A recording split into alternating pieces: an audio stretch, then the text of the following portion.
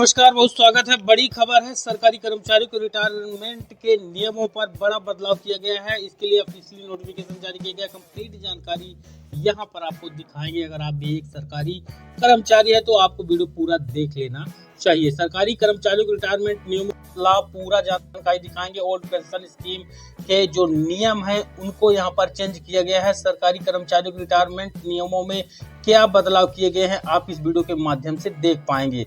हाल ही में भारत सरकार ने सरकारी कर्मचारियों के रिटायरमेंट और पेंशन नियमों में कई महत्वपूर्ण बदलाव कर दिए हैं। ये बदलाव मुख्य रूप से ओल्ड पेंशन स्कीम यानी कि जिसको आप ओपीएस और नेशनल पेंशन सिस्टम यानी कि एनपीएस से संबंधित है। इन नए नियमों का उद्देश्य पेंशन प्रक्रिया को सरल, पारदर्शी और कर्मचारी हितैषी बनाना है।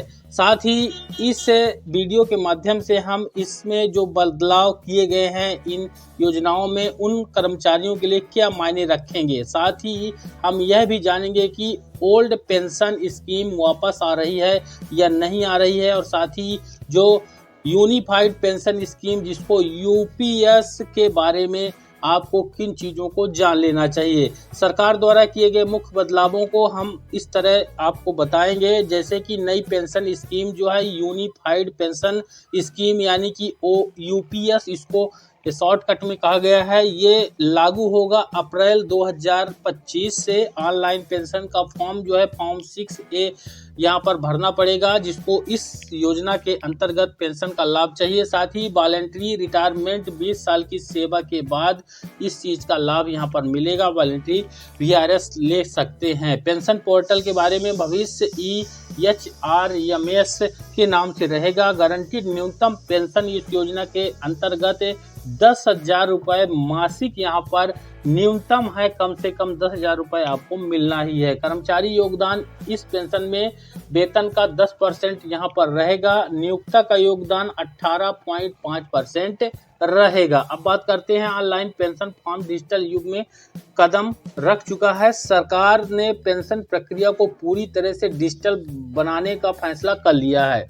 अब केंद्र सरकार के कर्मचारियों को रिटायरमेंट के समय ऑनलाइन फॉर्म 6A भरना होगा। यह नया नियम 6 नवंबर 2024 से लागू हो चुका है। फॉर्म 6A के बारे में आपको महत्वपूर्ण जानकारी यहाँ पर देखने को मिलेगी, जो को आपको देख लेना चाहिए। यह फॉर्म भविष्य या EHRMS पोर्टल पर आपको मिल जाएगा। इसमें कर्मचारियों की सभी जरूरी जानकारी एक ही जगह पर मिलेगी। पेपर आधारित आवेदन अब स्वीकार नहीं किए जाएंगे, क्योंकि टोटली ऑनलाइन है। वहीं आपको वॉलंटरी रिटायरमेंट कर्मचारियों को यहाँ पर मिलने की जो सुविधा है उसके बारे में देखना चाहिए। क्या नियम में बदलाव है। नए नियमों के तहत सरकारी कर्मचारियों को वॉलंटरी रिटायरमेंट लेने की सुविधा दी गई है। इसके प्रमुख बिंदु यहाँ पर आपको देखने को मिलेंगे। 20 साल की सेवा पूरी करने के बाद कर्मचारी स्वैच्छिक सेवानिवृत्ति ले सकते हैं। 3 महीने का इन कर्मचारियों को नोटिस देना अनिवार्य रहेगा। नियोक्ता प्राधिकरण इस अनुरोध को अस्वीकार कर सकते हैं।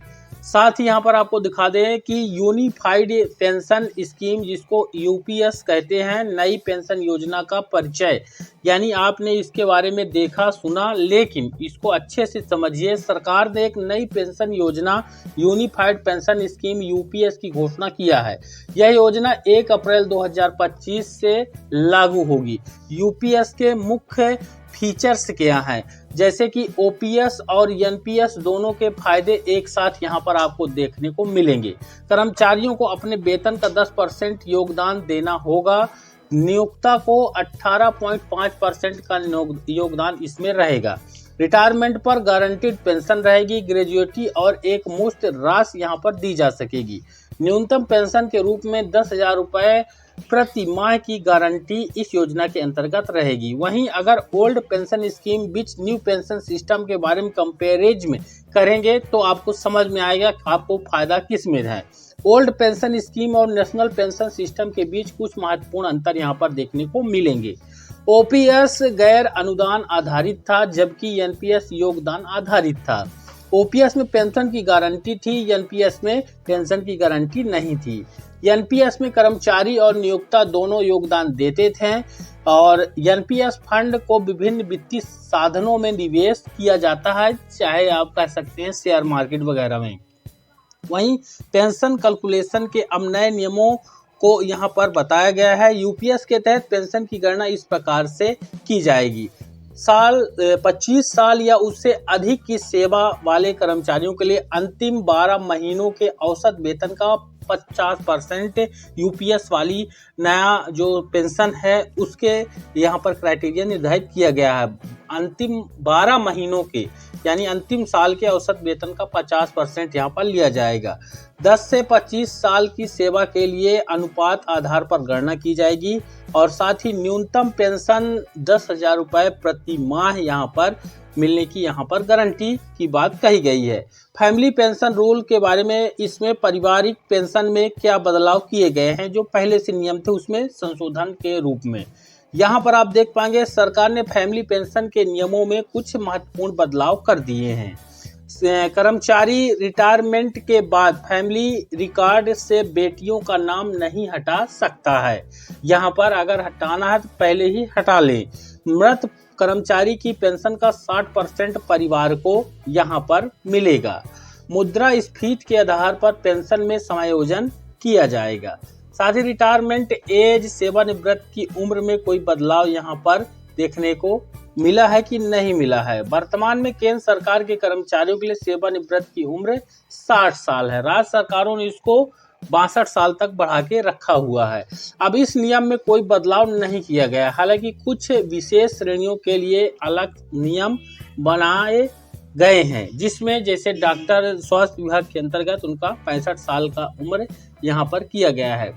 वहीं भविष्य पोर्टल पेंशन प्रक्रिया का डिजिटल हब यहाँ पर रहेगा। भविष्य पोर्टल पेंशन और पेंशनर्स वेलफेयर डिपार्टमेंट की एक महत्वपूर्ण पहल है। इसके मुख्य उद्देश्य क्या है? इसके मुख्य उद्देश्य हैं कि पेंशन प्रक्रिया को पूरी तरह से ऑनलाइन करना, रिटायरमेंट के दिन ही सभी का बकाया भुगतान सुनिश्चित करना, पेंशन पेमेंट ऑर्डर को तुरंत जारी करना।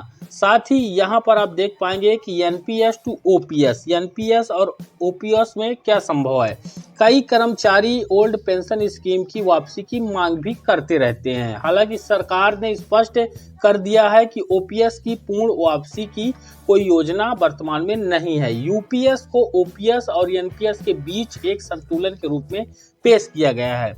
कुछ राज्य सरकारें ओपीएस को वापस लाने पर भी विचार कर रही हैं, जिसको इसी साल 2025 में लागू किया जा सकता है। अब इम्प्लीमेंटेशन टाइमलाइन, नए नियमों का कार्यान्वयन कब, यहाँ पर इसको लागू करने का जो डेडलाइन, नए पेंशन नियमों के कार्यान्वयन की समय सारणी इस प्रकार आपको रहेगी।